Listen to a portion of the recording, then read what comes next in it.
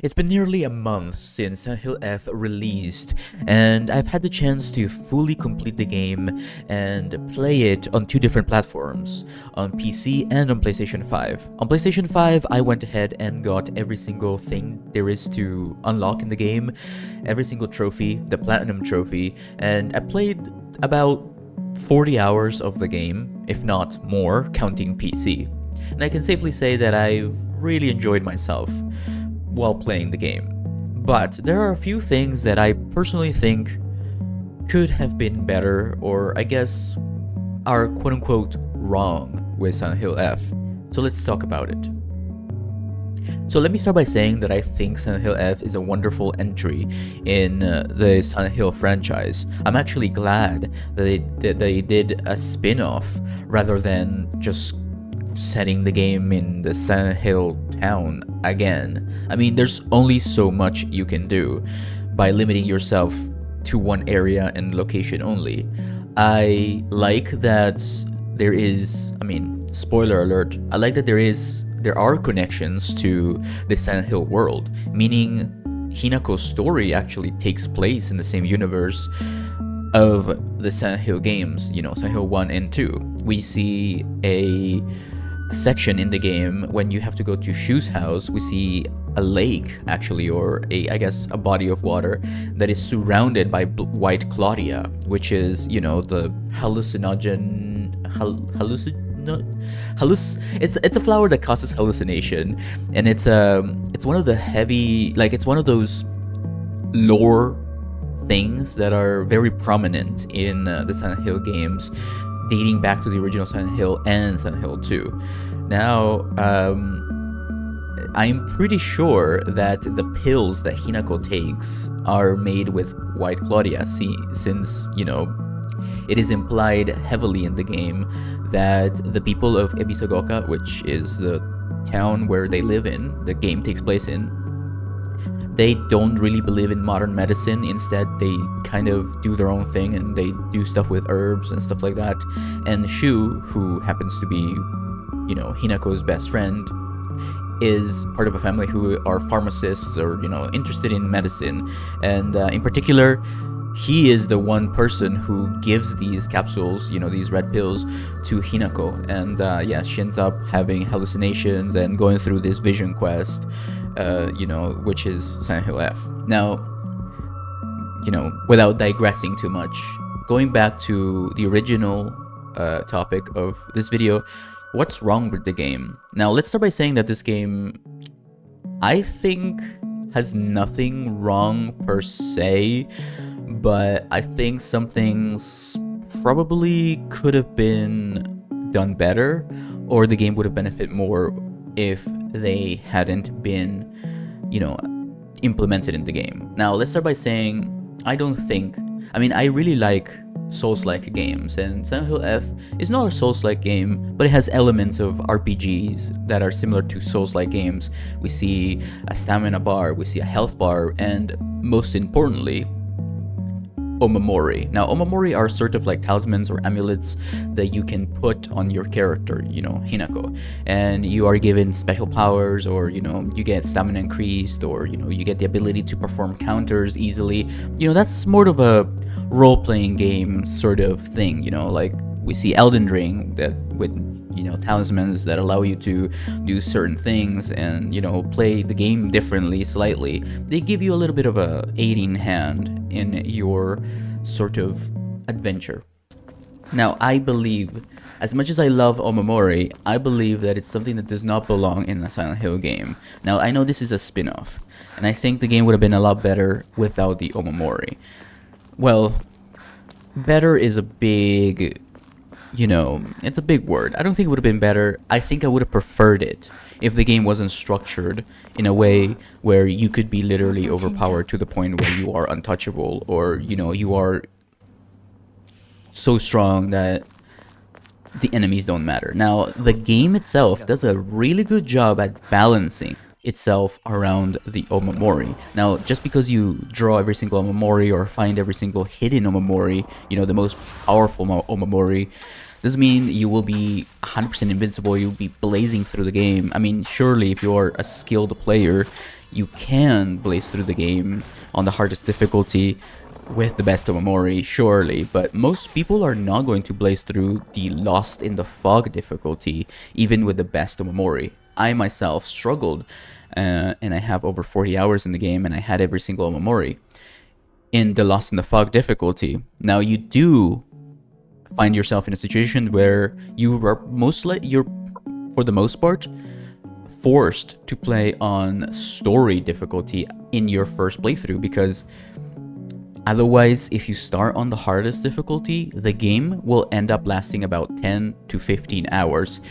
And trust me, you don't want that on your first playthrough. I mean, if you're someone who has all the time in the world, surely, I guess. But I feel like a lot of the negative feedback that I've been seeing online has, been coming from people that actually ended up taking over 10 hours to beat the game because, they wanted to kill everything. They kept running out of stamina. So the more you play the game, the more frustrated it became, because Silent Hill F has a focus on the combat, the action, throughout the entirety of the game, but most importantly in the final part of the game where you when you gain special powers, which of course is not a literal, gaining a special power. It's more like a metaphoric way of explaining the plot of the game. But anyway, I digress. Long story short, I think the game would have benefited a lot more without Omamori, and if the combat was a little bit more, let's say, I like the fact that we can upgrade the character, but I feel like there should have been a balance that was not strictly based on the fact that the player will be upgrading their stats. You know what I mean? Like, I think the player character should have a fixed amount of health, but there should be perhaps maybe a consumable, like a syringe or something, that increases the player's health by, I don't know, 50% or something like that, without giving the player pretty much superpowers by giving Omamori. So that's the one thing that I would change, that I think the game would benefit from. Now, the actual problem with the game, is that it requires you to play through it at least 3 to 4 times to fully understand it. Now, this might be seen as a problem by some people.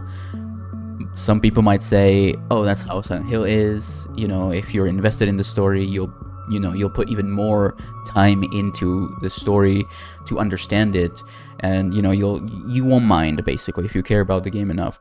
But the problem with that is that most people are going to be left with a sense of, like, void, unfulfilled. Like, it's going to reach the apex of the ending, and you're still going to be confused. Now, I know that's how Silent Hill is. I know. But I know how the Silent Hill games are. But, like, for example, the Coming Home to Roost ending, which is the first ending that everyone gets. Like, that's the fixed ending for the first run. That is the only ending that most people are going to get. Like, probably 90% of the people are only going to go for that ending, and they're never going to touch Silent Hill F again. So they're going to be left with that sense of unfulfillment. Like, you're going to feel more confused than, you're not going to understand the full story. You have to play the game through, get every ending, at least all 4 endings, to fully grasp every single thing there is to fully understand what's going on in the game. Now, I know I've played the original Silent Hill game, Silent Hill 2, Silent Hill 3, Silent Hill Homecoming, so I know how these games do storytelling. It's often vague and it's open for interpretation. It's there if you dig in, but in this game I feel like I have to repetitively, like, go through the game constantly just to pick up files and witness cutscenes, which I'm fine with.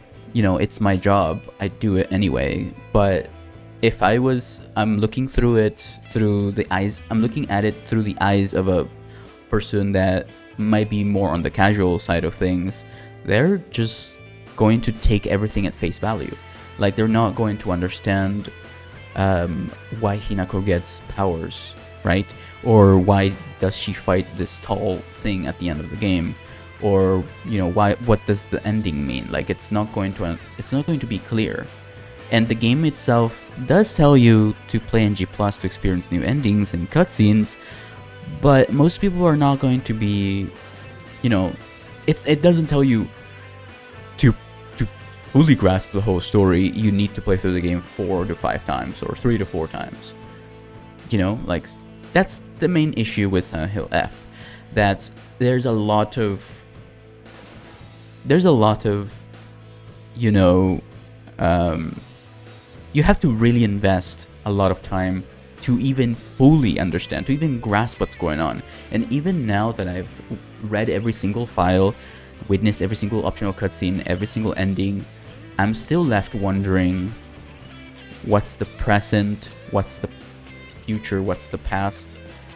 I do have a little bit of an idea. Like, the point of each ending is to, you know, filling the gaps, you know, filling the puzzle. It's like a puzzle piece. Even though the canon ending is the true ending, the Ebisagoka and Silence ending, you need the other non-canon endings to fully understand the story. Like, for example, the bad ending, the Fox's wedding ending, where she goes to, you know, she gets married, blah blah blah, and is unhappy.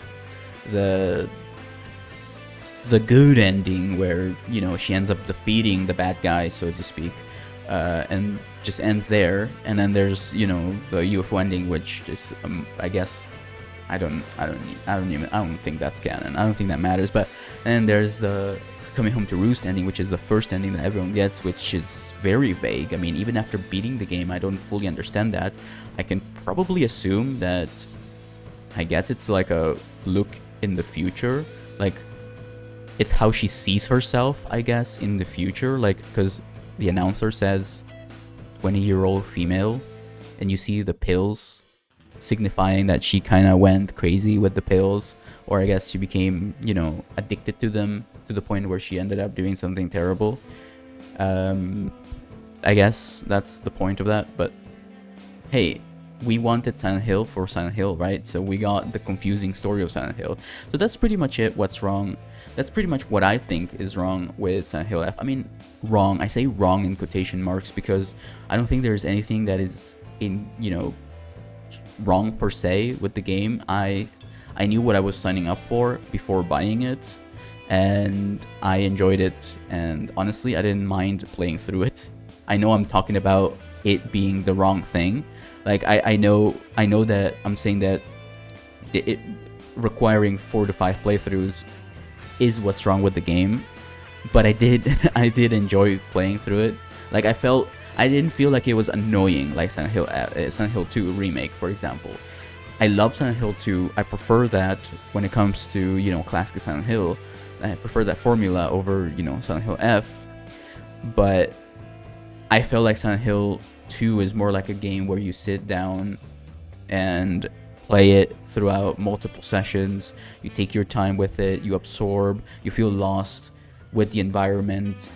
You're constantly confused, but you know by the end of your first playthrough, you know that the main character is not so nice, and you get it, right? You understand it. You don't have to get the other endings. You don't have to play through it 5 times to understand the story. Like, even though it might be longer, like 7 to 10 hours long, perhaps even, you know, if you're fast enough, I guess 4 hours, if you just rush through it with the chainsaw, I guess, or I guess even 3, it's still longer than Silent Hill F. I personally finished Silent Hill F in under 2 hours, or just 2 hours on the dot, when I tried rushing through it on the easiest difficulty. So you might say, oh, it only takes 2 hours. That's not counting, though, the cutscenes. Like, I could finish the game in 2 hours, but if I want the full story, I'm gonna have to go slowly and pick up everything and read through it, which I don't mind, I'm okay with.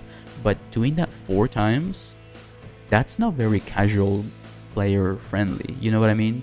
So long story short, Silent Hill F is a wonderful game, great game.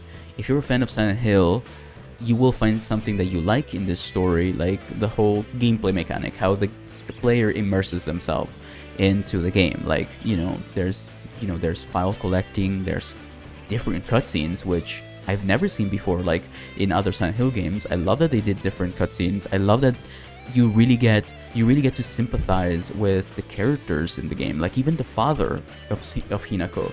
Like I thought he was a jerk, but after getting the true ending, you get more context on that, and it just kind of like I kind of feel bad for him. Like I never thought I would feel bad for seeing these cutscenes of for her father.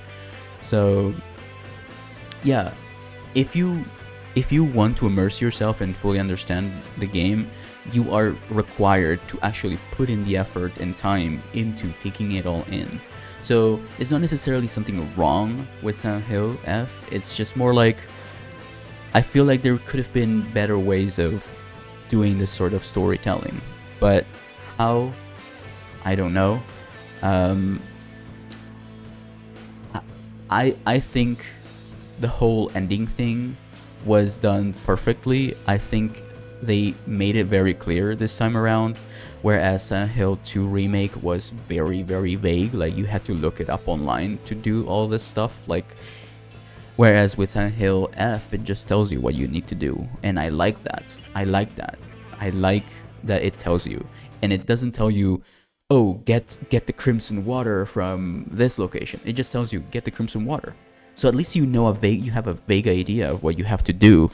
You may not know the location of it, but you kind of have the clues of what you have to do, right? So yeah, long story short, too long, didn't read. Silent Hill F is a wonderful game. I like it. The only wrong thing about it is too many playthroughs are required to fully understand the story. Not because I feel like I'm forced to play the game 5 times, but I feel like it's a bit of a missed opportunity.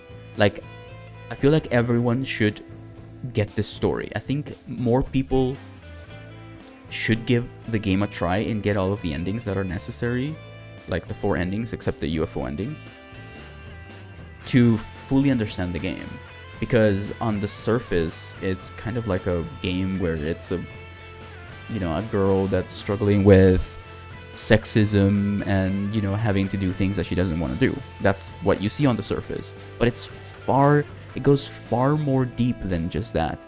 It becomes something that really makes you empathize with the character. Like, even though she's done bad things herself, you kind of understand it. So that's why I think it's the wrong thing with Silent Hill F. I keep doing this, I know it's annoying, but that it's required to play it through 3 to 4 times to fully understand it, because I think everyone should be able to witness the story without having to play the game 50 hours, 40 hours plus, Anyway, well, there you have it. I'm not even gonna talk about the whole all of those, the comments, the people that are talking crap about this game. I'm sure you can make your own opinion on that. I don't need to tell you how to feel about those things. But anyway, regardless, I still recommend Silent Hill F. Music wise, it's a wonderful game. Gameplay wise, it's not that bad. Some things could be better. I actually quite like the combat. It's quite satisfying. It's a little bit funny when you look at the combat, because she's a girl that's in high school. Yeah. Oh, well, it actually kind of makes sense now that I think about it. She is an athlete. So it actually makes sense that Hinako knows how to dodge perfectly and has the strength of a girl. So it's actually explained in the world, in the lore itself, as to why she's able to do all of this. So actually I don't mind it anyway. But yeah, maybe remove the Omamori or just have a way to implement. There's a million consumables in the game, and they all do the same thing. You know what I mean? Like, there's like 3 different sanity consumables. Instead of having Kutsuti, give us, something that gives Hinako extra health, rather than giving us Omamori that makes us invincible.